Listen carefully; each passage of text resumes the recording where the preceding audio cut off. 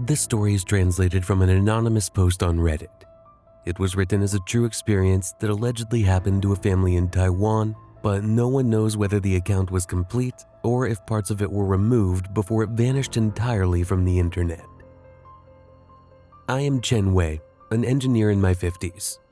All my life, I've been a rational man, completely untainted by superstitions or myths. My wife, Mei Ling, is a highly cautious woman who deeply respects folk traditions. As for the rest of my family, there is my grandmother, my mother, a wise elderly woman who holds fast to traditional beliefs, my sister, Zaya, who is sensitive and easily frightened, and my grandfather, my father, a quiet man who has lived long and witnessed a great deal in his lifetime. The beginning, a suspicious deal. Mei Ling and I were sitting in a small, tidy real estate office facing the landlord. He wore a wide, practiced smile as he spread the apartment photographs across the table. The apartment is in excellent condition, he told us, sliding the photos forward. Fully furnished, recently cleaned. And as for the rent, well, you two are in luck. The price is very reasonable. Mei Ling examined the photos, pausing at one with a worried look. Why is it so cheap, especially in this neighborhood? The landlord laughed with forced effort and said, the previous tenant was suddenly transferred for work and I wanted to lease it quickly. Their loss is your gain. Flipping through the lease contract, I didn't pay much attention to her doubts. When can we move in? I asked. At that exact moment, Mei Ling was staring at one of the photos. In a dark corner of one of the rooms, there was something resembling a human shadow on the wall. She rubbed her eyes and looked again. Nothing was there. In the evening, the moving truck pulled up outside the building. Mei Ling and I began carrying the boxes, but our dog, Bao, absolutely refused to enter. He whimpered and pulled back in sheer terror. Mei Ling looked at him with concern and said, Bao, come on, what's wrong with you?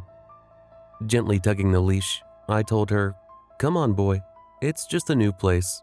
The dog is just feeling uneasy. We entered the apartment.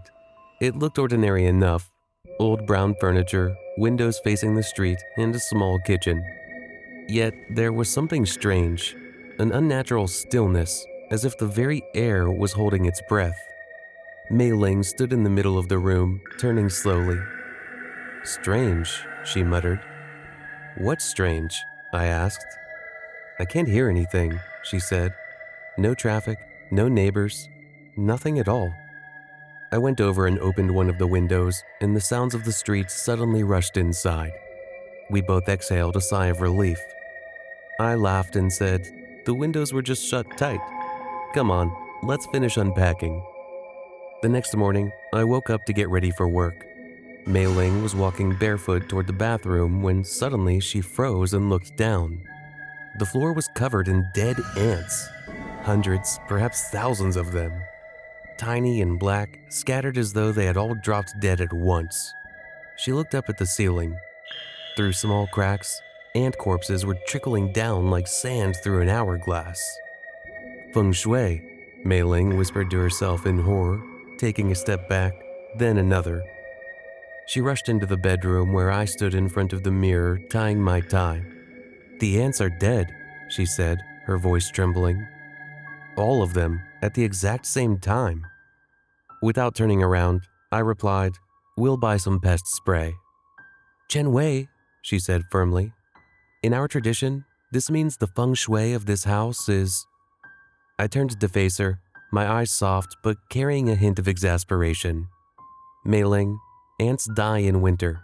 That's science, not spirits. She stared at me and said nothing, but her eyes spoke volumes of fear and reproach. Mei Ling traveled to Canada for 2 weeks, leaving me alone in the apartment. At midnight, the flat was completely dark except for the glow radiating from my computer screen. Bao was asleep in his cage near the darkened living room. I was typing a report for work. I paused suddenly, catching a glimpse of the living room out of the corner of my eye. Nothing, pitch darkness. I went back to work, but 2 minutes later, I glanced again.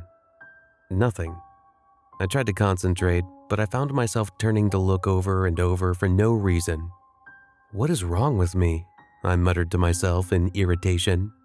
I got up, headed to the bathroom, and turned on the shower. Hot water filled the room with steam, and I closed my eyes, enjoying the cascading water. 2 minutes of total silence passed. Then a knock. A distant, sharp knock on the frosted glass of the shower cabinet. I opened my eyes slowly. On the other side of the steam-fogged glass, there was a shape, hazy, rounded at the top, with distinct human features. I shut off the water immediately. The shape remained there for a moment, then began to dissolve slowly as if the steam was absorbing it. I rushed out of the shower and searched the room. Nothing. I looked in the mirror. There was no one behind me. A visual illusion, I said, trying to keep my voice sounding normal. Exhaustion, just exhaustion. I returned to the computer, sat down, and placed my hands on the keyboard. Suddenly, I froze in my tracks. Behind me, in the darkened living room, I couldn't see a thing, but I felt it, a primal, animalistic feeling that something in the darkness was watching me intently. I turned around. There was nothing, but Bao began to whine in a low tone, which quickly escalated into a long, terrifying howl that filled every corner of the apartment. I leaped from my seat, rushed to the cage, unlocked it, and pulled the dog tightly to my chest. I ran into the bedroom and slammed the door shut. The howling continued behind the door. For half an hour, I sat on the bed clutching the dog in my arms, with every single light in the room blazing and my eyes wide with terror until morning. The following evening, I turned the key in the lock and entered the apartment. I took off my shoes and stopped. Bao was trembling by the door, refusing to move. "Bao?" I called out. The dog pressed himself against the wall, his eyes fixed entirely on the hallway leading to the kitchen. I raised my gaze slowly, and from the hallway, a green light was emanating. It wasn't the usual yellow glow of a light bulb, but a sickly, pale, dark green light. I took a step forward until I stood at the kitchen doorway. The curtains I had left folded in the corner the day before were hanging. All of them, pulled taut from the ceiling as though invisible hands had raised and unfurled them one by one. They hung down like silent ghosts. The green light bled through the curtains, tinting everything the color of deep, submerged water. Absolute silence reigned. I backed away and kept backing away, then slammed the kitchen door shut. I called my wife, my hand shaking as I gripped the phone. "Mei Ling," I said, I think we need to talk." Mei Ling returned, and my entire family came over to the apartment. My grandfather, my mother, and my sister Zaya with her husband and children. With them there, the apartment felt more alive, filled with the sounds of dinner and laughter. However, Zaya stood alone in one of the back bedrooms, looking out the window. Suddenly, she felt a touch on her shoulder. She froze in place. A piercing coldness spread from her shoulder down her spine and into her neck, a chill that had nothing to do with the apartment's air. She turned around slowly and found no one. The room was completely empty. "Who's there?" Zaya whispered in terror. There was no answer, but her blouse shifted at the shoulder, as if a hand was still pressing down on it. Grandfather refused to talk about what he had seen until we had already left the apartment. At midnight, my grandfather was sleeping in the same bedroom with the grandchildren. Everyone was in a deep slumber when grandfather suddenly opened his eyes and looked up at the ceiling. On the ceiling, something was moving. A woman, floating in the air, with a rope tied around her neck connected to the ceiling above her. Every time the rope shifted, she glided along with it slowly, hovering right over the heads of the sleeping children. She did not look at him at all, nor did she look down at all. She simply floated and moved with agonizing slowness. Grandfather closed his eyes, then opened them again. The phantom was still there. He closed his eyes once more and forced himself to keep them shut until morning. In the morning, bags were piled by the door. Everyone wanted to leave immediately. I was carrying the final box when my brother-in-law suddenly stopped and said in a low voice, "Chen Wei, look." Crouched on the doorstep of the building's entrance was a small boy. A blue cap covered most of his face. He wasn't moving. I stepped forward and said, "Hello, little one. Are you lost?" I drew closer, and suddenly the boy vanished. He didn't run, he didn't stand up. He simply disappeared entirely, as if he had never existed at all. A long silence followed. My grandmother spoke with perfect, absolute calm. "Now, we leave." The bitter truth. Mei Ling and I returned to the landlord's office. I wasn't angry. I felt utterly drained, exhaustion written all over my face, while Mei Ling held my hand for support. I looked him dead in the eye and said, "We want you to tell us the truth. Who died in that apartment?" The landlord stiffened. "No one. The property is clean.